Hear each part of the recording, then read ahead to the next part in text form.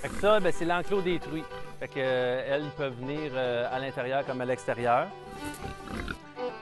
Fait que là, on peut voir qu'ils aiment se rouler dans la boîte, ceux-là. Puis, il y a des petits porcelets juste là.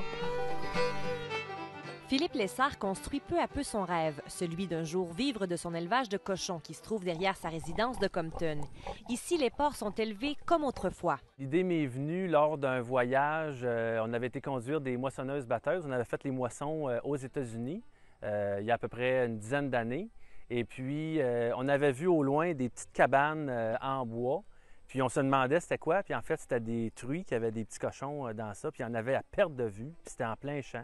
Puis je me suis dit, on va l'essayer, on va prendre 10 cochons, on va les mettre dans une cabane au champ. Puis à l'automne, on les a tous vendus, puis l'année d'ensuite, on en a fait 20, puis on a augmenté comme ça d'année en année. Elle est grosse!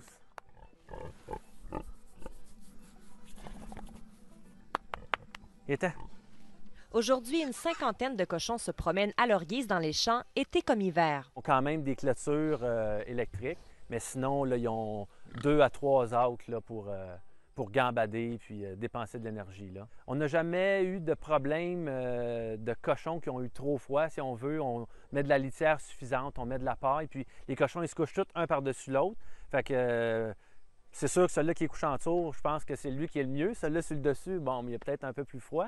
Mais non, je pense qu'il s'acclimate très bien, plus qu'on pourrait penser même. Et les cochons sont traités aux petits oignons. C'est de l'avoine, du blé, de l'orge et puis du soya biologique. Ces animaux-là, ils sont élevés pour être mangés. Fait qu'ils ont presque juste cette utilité-là.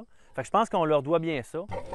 Il faut qu'il y ait un endroit pour se protéger du soleil parce qu'un cochon, ça transpire pas. Fait que quand il fait 30 degrés et plus, ils ont vraiment chaud. Fait que ça prend des abris à l'ombre, ça prend de l'eau, ça prend des trous de boîte pour qu'ils puissent se rouler dedans pour protéger leur peau. En fait, c'est comme leur crème solaire. Fait qu'ils se protègent du soleil, des mouches aussi. Fait que un cochon dans la boîte, je dirais que c'est là qu'il est le plus heureux. On va essayer de les trouver, là. Ils sont peut-être couchés dans les herbes un peu plus hautes, là. Ah, on les voit ici.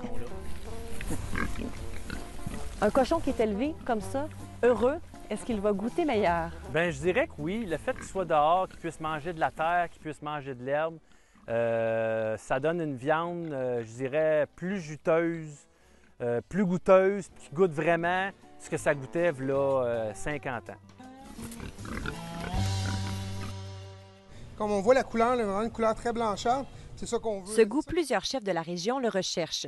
Depuis plus d'un an, Philippe fait affaire avec des restaurateurs de l'Estrie. Mais d'abord, les bêtes sont abattues et débitées localement. Bonjour tout le monde. Salut, salut. Fait que, ouais, ça va toi-même? Oui. Je m'en viens de donner les coupes pour notre cochon de cette semaine. Qu'est-ce que tu vas avoir là-dedans aujourd'hui? Fait que l'épaule, on va la faire désosser. OK. Ça va aller chez Auguste. Ensuite, le centre coupé en 4 comme d'habitude pour le haut chevreuil. OK. Puis la fesse là, en jambon pour la ferme Beaulieu puis le Gros Pierre. Bon, parfait, on commence ça.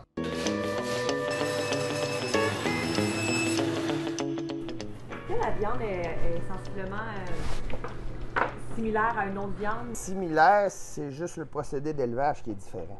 Est-ce que vous, en tant que boucher, vous constatez une différence visuelle ou la texture? Ou... Ça dépend des carcasses. Souvent plus maigres, parce qu'ils dépensent plus, ils marchent plus. Une fois emballé, le porc prend le chemin du restaurant. On va le confire au four. Vraiment le fumer, c'est pas pour le cuire, mais vraiment juste pour lui donner un bon goût.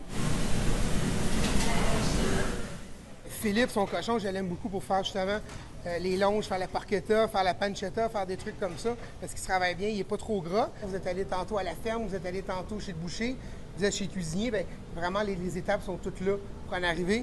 Puis le résultat final est quelques kilomètres, puis le résultat final est là. Puis bien, je pense que pour le client, au niveau visuel, c'est tout de suite, on aime ça. Après ça, au niveau du goût, au niveau de tout, bien là, tout marche ensemble. On a un peu de thon, un peu de légumes, un peu de croquant. En bouche, je suis heureux. Je pense que mon client va être content aussi. Ce genre de production reste marginal au Québec. Pour Philippe Lessard, c'est une fierté de constater que ces porcs sont traités avec soin, du champ jusqu'à l'assiette. Ici Marie-Hélène Rousseau, Radio-Canada, Compton.